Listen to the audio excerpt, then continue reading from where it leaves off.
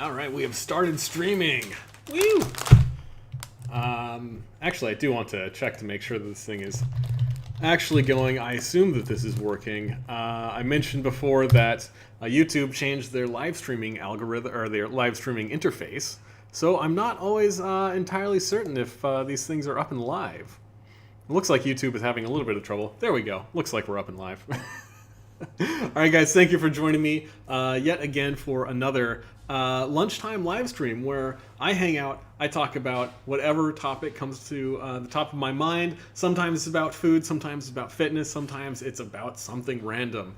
And today I thought I'd talk about something random while chowing down on one of my favorite foods for lunch, Oreo cookies. I've always said that Oreo cookies are a little bit, like, I think that they have a little bit more reputation than they deserve, but I'm still not going to pass them up. They're still pretty dang delicious. All right, guys. Come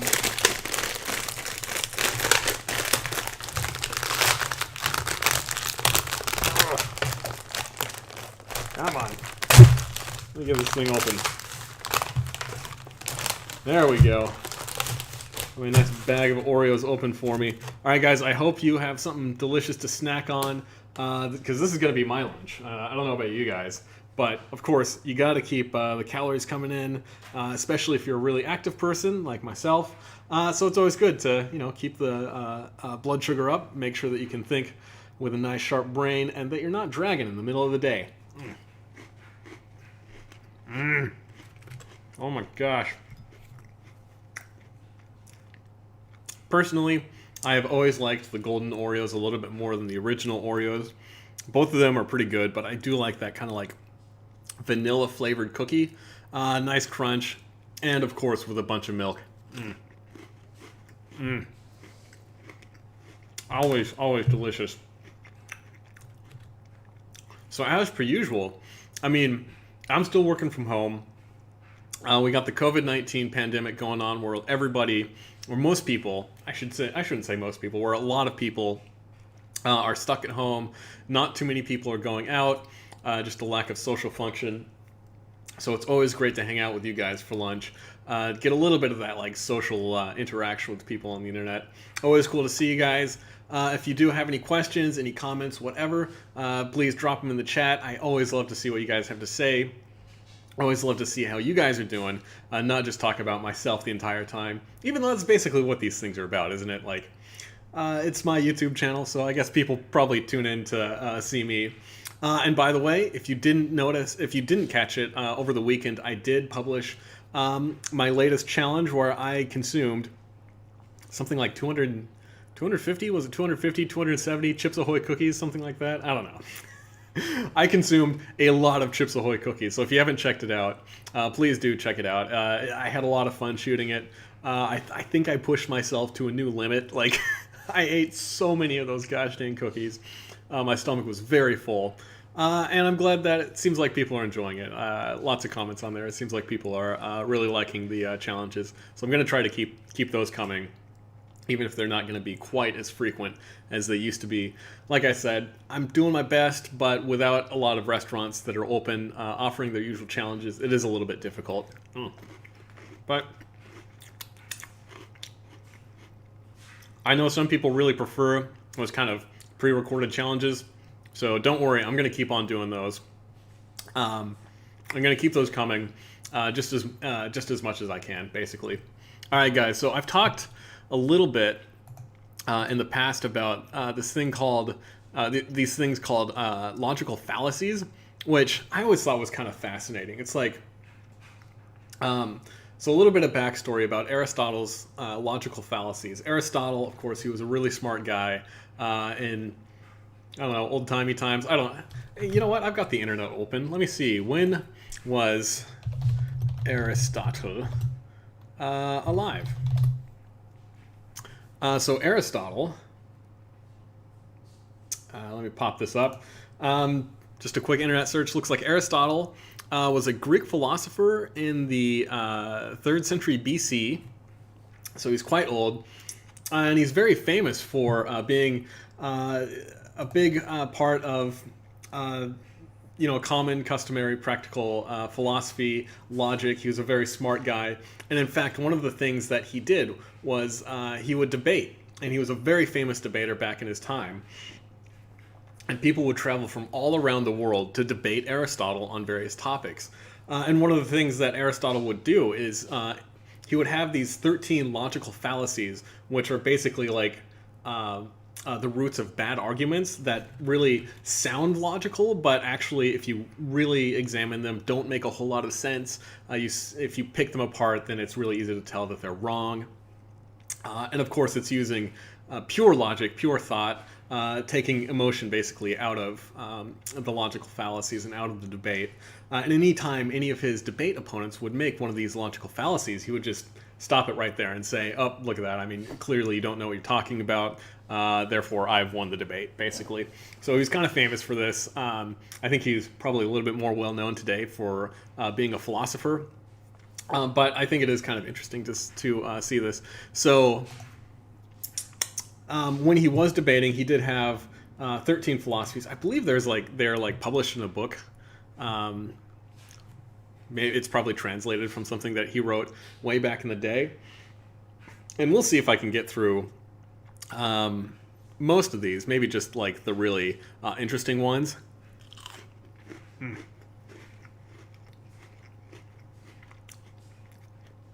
But when I discovered Aristotle's 13 fallacies, it was really interesting. It kind of like opened my eyes to just the garbage that so many people try to use as logic to back up their own arguments and their own reasoning for their beliefs.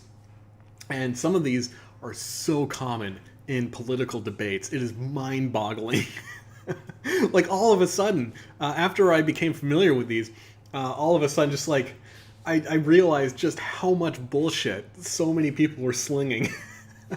So if you do, like, there are so many logical fallacies above and beyond Aristotle's 13, but if you just, like, become familiar with, like, the basic few or the most common few, then all of a sudden, like, it becomes so obvious how terrible the reasoning behind so many people's beliefs is, or how their beliefs are, I should say. All right, so these are split apart into linguistic and non-linguistic fallacies, which I believe linguistic fallacies are just basically like wordplay, kind of like twisting words.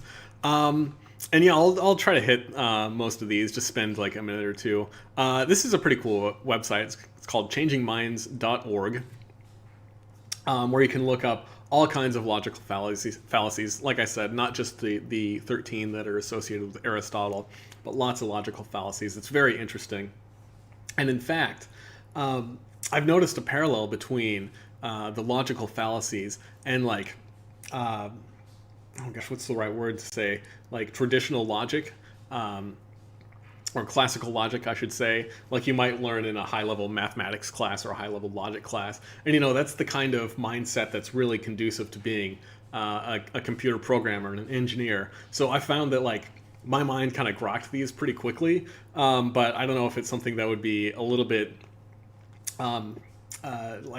tougher for somebody who's maybe not quite as like logical forward as somebody who's an engineer. I totally understand that.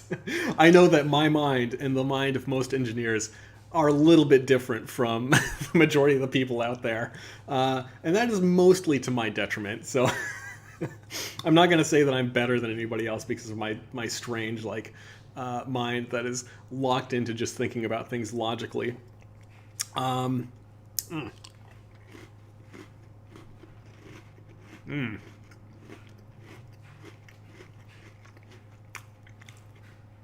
But like when it comes to things like classical logic, the things that I learned were like De Morgan's law or transitive properties or something like that.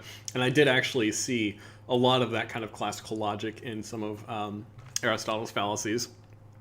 All right, so let's burn through these, see what some of them are. So his first logical fallacy is called accent. And it's basically like putting the emphasis. All right, so it says the description is the accent or emphasis used within a statement and a question gives a different meaning from that of the words alone. The key principle is that emphasis put on a word or phrase directs attention to those words signifying importance. Emphasis in speech may be accidental or due to dialect, but often reflects a deeper meaning of what a person really intends. So this is like somebody who poses a question, and the words that they actually have in the question are different from the true meaning that they're trying to get at. So a lot of times people will like ask one question expecting some certain answer, and there happens to be like no right answer to the question, basically. So it's like asking a question that where the answer can be twisted to mean whatever they want. So in the examples it says, I wonder if you really want to do this, implies that you want to do this. So the implication there being like, if you're asking someone if they really want to do it, you know, the words there imply that somebody wants to do something, but in more colloquial terms or common use, that's the kind of question that you would ask if somebody, like, whether or not they want to do something full stop, like at all. So these are just kind of like simple examples. Like, I don't think I'd pick something like that apart, but you know, that's kind of the example of the kind of statement or the kind of question that you could see in a political debate, for example, where somebody poses a question with basically no right answer, and it's really just meant to make somebody look bad, and it's kind of a trashy way to make your debate opponent look bad, basically. The second one, amphibole. Amphibole, maybe? I think that's how you pronounce it. Yeah, and this is another kind of interesting one where, like, again, the colloquial meaning of a question or a statement might be different from, like, the pure interpretation of it. Pardon me. So a couple of examples of this, which I think are kind of funny. Like, again, this is something that I think is a little bit more silly than serious, but, you know, you can see how somebody might misinterpret some of these statements to like not understand a question, for example. So the examples they give are young men and women, and it asks, are the women young? So in this statement, the modifier young can basically be attributed to either men or both men and women. And I think the second one that they have is pretty great. Who is the doctor? Stating, you know, is the doctor Doctor Who, or are you asking who the doctor is? So this is actually one that anytime I catch myself like writing a statement in text that I think can be misinterpreted or interpreted two different ways, then I'll go out of my way to try to rewrite it in a way that's like that can't be misinterpreted. So I think that's something that really good authors tend to do, not only in like fiction, but also when you're writing a research paper or a white paper or something like that. I think it's especially important when you're writing a research paper or a white paper, because when you are doing research, like, you want to make sure people know 100% exactly what you mean, and getting rid of all the kind of flowery language. Unfortunately, you do tend to write things that sound like they're a little bit like legalese, like they're a little bit overly verbose, or like a EULA, like an end user license agreement.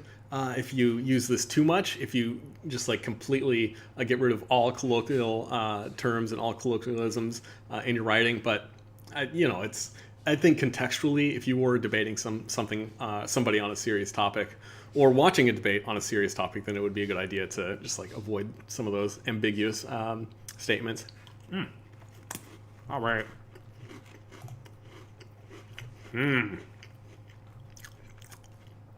Oh man, got this nice ad for Bowflex up here. What do you guys think? Should I buy a Bowflex? All right, equivocation. Oh, is this the one that I think there was one? No, composition and division are the ones that are very similar. So equivocation says this happens when the same word is used but has two different meanings, leading to easy confusion for at least one of the meanings to be false. Well, I think that's pretty straightforward. I do like the examples. Again, these are kind of silly examples, but, you know, you get a chuckle out of them. It says the weather forecast is for high winds, but we're okay since we're in a valley.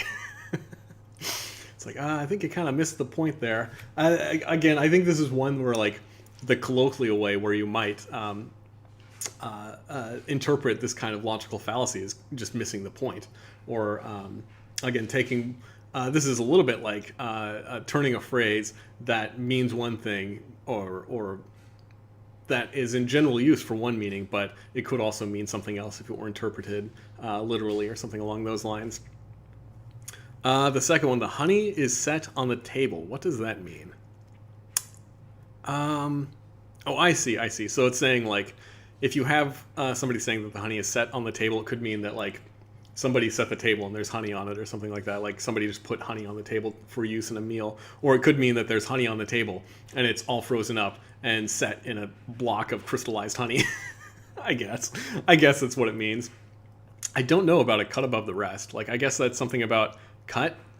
Yeah, I don't know how to interpret that one, but again, just some kind of like silly colloquialisms that you can see. And like, if you do ever spot any of these in debates or in, like I said, especially political debates, like once you recognize these, all of a sudden, like it becomes so clear that it is all just buffoonery and ridiculousness. So the next two, composition and division, are pretty similar. And I think this is like a good way to think of thinking in this way in composition and division is one of the kinds of mindsets that leads to like racism and sexism and bigotry and things along those lines. So it says, for composition, if A is X and B is X, then the group to which A and B belong are all X. So I think the kind of extreme example in this is you say, like, if you know two African-American men who are both criminals or something like that, then you just draw the conclusion that all African-American men are criminals. Like, that would be the really extreme example. And yeah, just like somebody who tries to draw a conclusion from just a couple of examples like that, like once you start to realize that, then things like racism, things like sexism really break down really quickly. And it just becomes so obvious how ridiculous that kind of mindset is. So let me see here. The examples are, all people in this town are idiots. So it would be like if you ran into two idiots in the same town, then you would just assume that the entire town is idiots. These two tools are blunt. A whole box of tools must be blunt. Interesting thing there. So yeah, you can see how it's just like applying something that you've observed in just a small subset and applying it broadly to the whole group.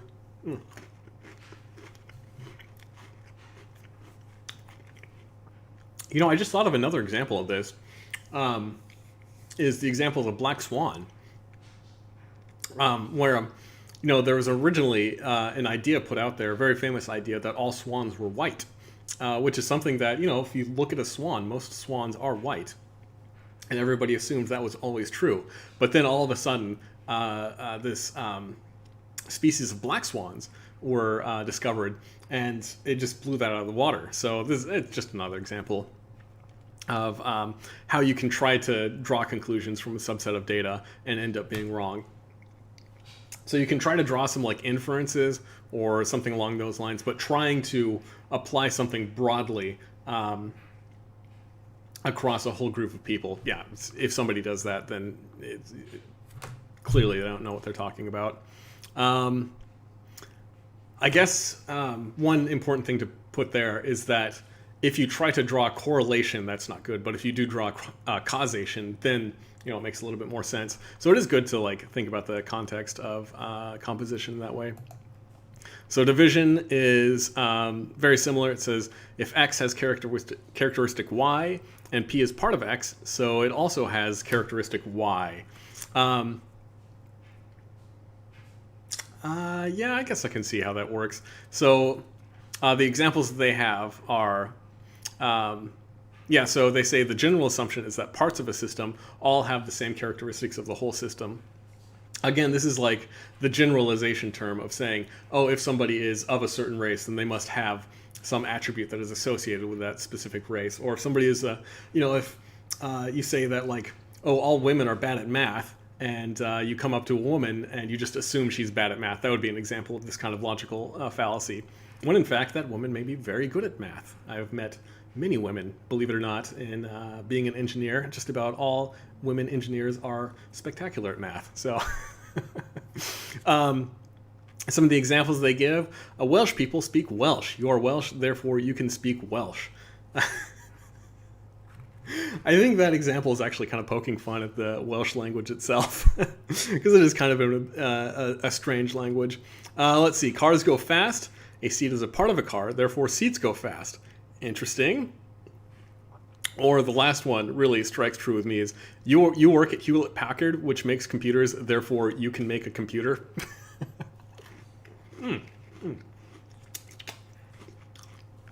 Yeah, of course. I actually get that not too infrequently when, like, people hear that I work at Microsoft. So like, oh, you work at Microsoft? Do you know Dave? Or you must know a whole lot about the way Windows works, or something along those lines. Like, no, not at all. I work in one very small subset of Microsoft, and you cannot apply the entirety of Microsoft to the stuff that I work on and the stuff that I'm familiar with. Okay, interesting stuff there. So moving on. Figure of speech. Says in Aristotle's times, ambiguity occurred when different words in Greek and Latin had different cases or genders, even though the cases or genders were included. He included in his 13 fallacies. Its linguistic origins make it not really a valid fallacy for us. So I guess this probably meant something different back in Greek or Latin. But in my mind, like, I see like trying to use a colloquial figure of speech and applying it literally, or applying it broadly across an entire debate kind of makes sense. Like, I could see how, like, if somebody, I can't even think of a good figure of speech right now. But yeah, if somebody just like used a bunch of words that sounded good together but didn't actually make sense or didn't actually directly apply to the topic at hand, like, that would be an example of a figure of speech and a logical fallacy, in my opinion. All right, moving on to the non-linguistic fallacies. The first one they have is accident. And it says, if X is explained by rule Y, but X does not fall under rule Y, a general rule is used to explain specific cases that does not fall under the general rule. So it says, for example, you can't go there, Mr. President, nobody is allowed. Kind of an example of like, there are typically exceptions to a rule, like I mentioned before about black swans. Not all swans are in fact white. There are a couple of black swans out there. So if you do try to apply this generalization, I can see how, like, it's a little bit similar to division, but if you try to apply this generalization to everybody, then, it makes sense. Like, of course, there are going to be exceptions to rules. So in a lot of cases, it is a good idea to see if somebody is speaking about, like, a general rule that would try to apply it to everybody, just something silly like that. Affirming the consequent says, see how to cleanse your liver. Thank you for that wonderful ad, changingminds.org. Let me see. If A is true, then B is true. Therefore, A is true. Okay. So this is one of the ones that really rings true to me, because it is basically like the logical, or the linguistic, or the non-linguistic form, I guess I should say, of De Morgan's law, which is to say that if you have something that is associated with another thing, in this case it says if A is true, then B is true. Like, you can always assume that if A, or if you have something that is true, then you can infer something else from that. Then if you try to like reverse that and say, oh, if B is true, then A must also be true. That's kind of the idea there. It's a little bit difficult to explain De Morgan's law and this kind of logic, but if you look into it, it actually does make sense. And if you do look at some of the examples, then all of a sudden, like, it really clicks and starts really making sense. And then you can see some of the more like shoddier attempts to use affirming the consequence. And like, this is one that I see all the time. This is one of the most common logical fallacies that I come across in bad arguments. It says, for example, I am in London, England. I am in England, therefore I am in London. Okay, so what this is saying is, like, basically, if you are in London, then obviously you're going to be in the country of England. But if you try to reverse that and say, if I am in England, then I must be in London, like, of course that doesn't make sense. Of course it's not going to make sense. One that comes to mind for me is to say that all crows are black birds. Therefore, if you have a black bird, it must be a crow. No, of course not. Where in that case, you're saying that, what was the original example? It says if A is true, then B is true. So in that case, I say if all crows are black birds, then all crows is kind of like A in that case, and then black birds is like B in that case. So if you try to switch those around and say that all black birds are crows instead, then it's obviously not true. So once you start to like kind of grok and understand that logical fallacy, again, it's one of those ones that's just so common. Just everybody makes that mistake. A lot of times, people aren't trying to like be disingenuous with that logical fallacy, but sometimes they do make the mistake. And you do have to like kind of think about, well, are they trying to, are they reversing the correlation there? Or are they making a mistake? Are they trying to be disingenuous? Are they trying to deceive somebody? Something along those lines. So it's always good to kind of like be on the lookout for that. And it's also a good idea to like not just automatically assume that people are trying to be disingenuous. Sometimes people just don't even realize that they're making these logical fallacies, especially something like this, because it is very easy to overlook a reverse correlation in that case.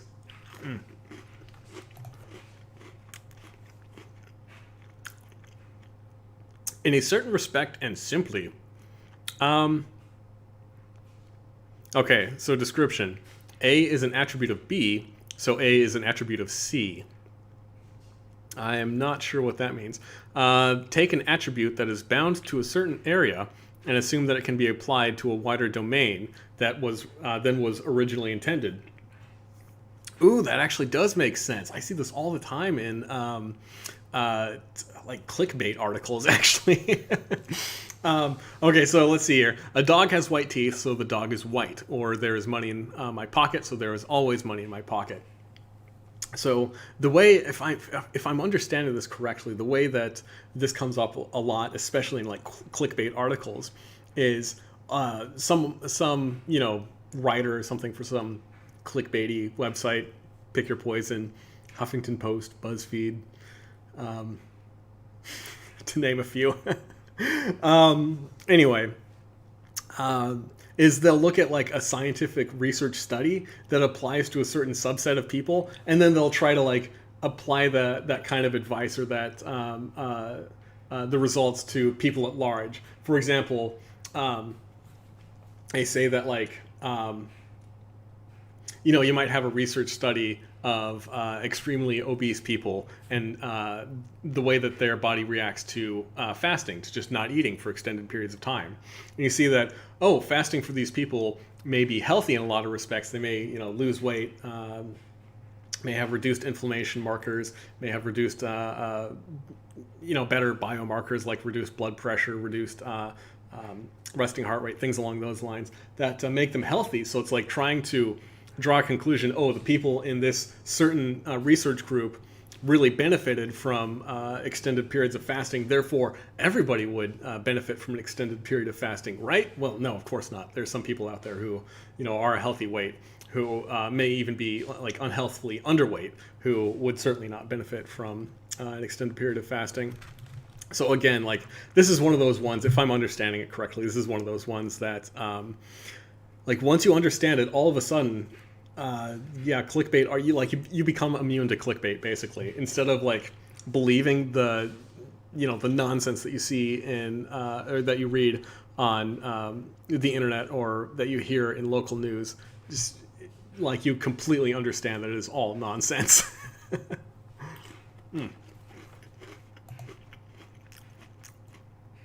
Let's see, how many more of these do I have? Missing the point, begging the question, false cause, and many questions. Let's see, do any of these, I might only look at one more of these. Oh my goodness, I think false cause is a great one. Again, this is the kind of thing where people will try to draw a correlation where one doesn't actually exist. Maybe it just like sounds like it would work. Maybe it's a certain combination of words that just sound good together. So the description that they have is A causes B without any real proof that this causal relationship actually exists. This causal relationship is often claimed when there is a correlation between A and B, that they vary together, or relative distant causal connection.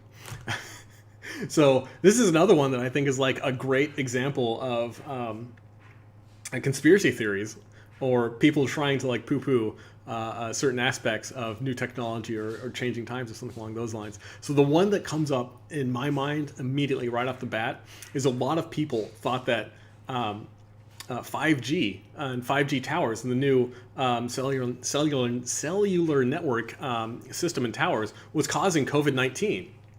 Because if you look at a map of the United States that shows the coverage of 5G and like 5G coverage, and then you look at another map of the United States that shows cases of COVID-19, you'll see that they look really, really similar. They look almost exactly the same. There's hot spots where there are more towers, where there's more cases of COVID-19 and everything along those lines. But it turns out that if you look at just about any piece of data, people will draw the conclusion that, COVID-19 must be being caused by these 5G towers, basically. But it turns out that if you look at lots of different types of data that are representative of this map, of this kind of heat distribution map of the United States, like you see this map show up over and over and over and over again. Like if you look up a map of density of Pizza Hut locations or something, it looks exactly the same. If you look up a map of, I don't know, pick your poison, just about anything, like all these maps all look so similar. And it turns out that all of these maps are basically a distribution of population density. So it's like, 5G does not cause COVID-19, but population density causes more COVID-19 cases, and it also correlates to a higher density of 5G cellular towers. So that's the kind of thing where people just draw a wrong correlation there. And again, it's the kind of thing, like, if you spot this and you try to tell somebody that they're wrong, of course they're going to fight back. Like, you just won't be able to convince somebody of that they're wrong on some of these things. I guess it kind of like ties back to what the actual reason for classical debate is. Oh, pardon me. Like if you look at an organized debate, like a debate team in a high school or something like that, then it becomes obvious that just debating each other on a forum like Facebook or on internet forums, as it were, or maybe just even face to face, like it doesn't make any sense. You're never going to get anywhere doing that. And if you do look at classical debate, like I said, like a debate team, then you realize that like the reason that you debate is never to convince the person that you're debating of an idea. If you try to do that, you're just going to get frustrated. The person you're debating is just going to dig into their ideas more. But in fact, in a classical debate, a competitive debate, you have the two sides, two different people representing their ideas, and the way that you win a debate is you sway more people in the audience towards your ideas. So if you try to focus not so much on like engaging in somebody in a debate on Facebook or something along those lines to try to convince them that your ideas are right and their ideas are wrong, like that's the wrong way to go about these things. You're never going to win that debate. But if you do like present ideas that are contrary to somebody else's ideas, because you do spot one of these logical arguments, then other people who come upon your Facebook friends' logical fallacy and then read like your refutation of said logical fallacy, then all of a sudden other people in the audience, which is to say other people in your social sphere who are communal friends and stuff like that on Facebook, would then realize that, oh, what you're saying is actually correct, and what the original post was saying might not have been so correct. So then you will not change your debate opponent's mind ever. Never going to do that. Like, it is very difficult to do, but you will change the minds of people who subsequently then like realize that, a logical fallacy in a debate just doesn't make any sense. All right, guys, thank you so much for hanging out with me. This is something that I think is really cool, really interesting. I know it has nothing to do with eating, but I did get through quite a few Oreo cookies.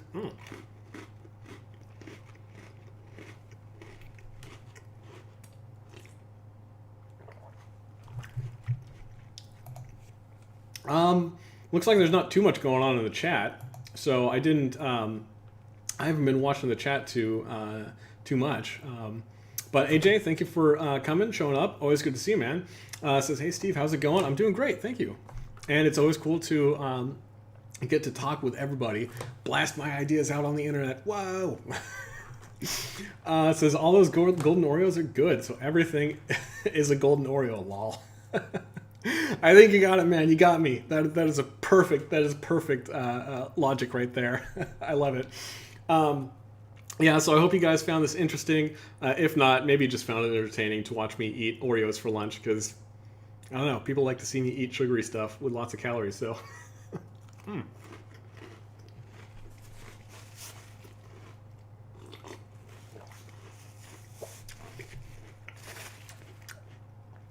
All right, guys, thank you for joining me for lunch.